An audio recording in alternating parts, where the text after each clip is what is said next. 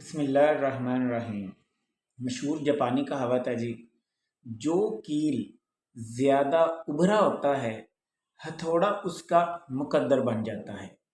اس سے مراد یہ ہے کہ ایک انسان جو بہت خود کو نمایاں کر رہا ہے، بعض کو خود نمائی کا بڑا شوق ہوتا ہے، آگے آگے بڑھ کے ہر کام میں آگے، حالانکہ وہ اس کام اس کے متعلقہ بھی نہیں ہے، پھر بھی وہ خود کو نمایاں کرتا ہے اپنی بیوقوفیوں کی وجہ سے یا کسی اچھے کام کی وجہ سے بھی۔ خود نمائی جو ہے نا، یہ بڑی بری چیز ہے۔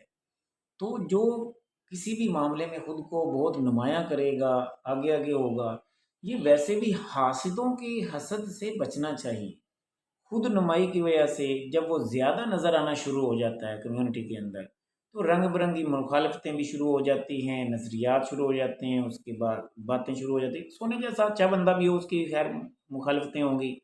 تو خود نمائی یا کسی ایون اچھے کام کی وجہ سے بھی، تو جو زیادہ تیز ترار بنتے ہیں ان کے لیے بھی ہے، ان کے بھی نقصان ضروری ہوتے ہیں کسی نہ کسی معاملے میں۔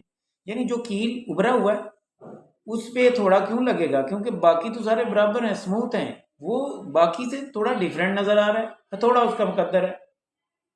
اب اس میں انسانوں کو بات سمجھائی گئی ہے، جو تو انسانوں کے لیے یہ ہے کہ آپ کبھی بھی بہت زیادہ خود کو تیز ترار ثابت کرنا، چالاک ثابت کرنا، بہت میں پتہ نہیں کیا ہوں، اور خود کی ایسے تکبر میں مبتلا ہونا، ان سارے معاملات کا کچھ نہ کچھ جو سائیڈ افیکٹ ہوتا ہے نا، وہ ضرور بھگتتا ہے۔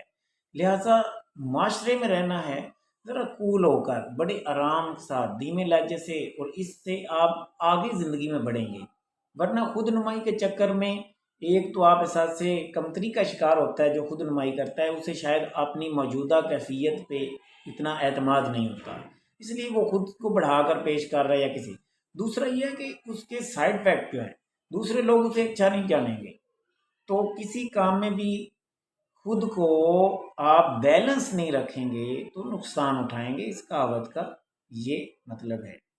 مزید کوئی بھی آپ کے مطلب اس کے ذہن میں آ رہا ہے کسی کے، تو آپ کمنٹ میں لکھیے گا۔ اس کے اور معنی مفہوم کافی نکلتے ہیں اس طرح کہاوتوں کے، تو کمنٹ سیکشن میں آپ ضرور لکھیے گا۔ عرفان فانی کو اجازت دیجیے، اللہ حافظ۔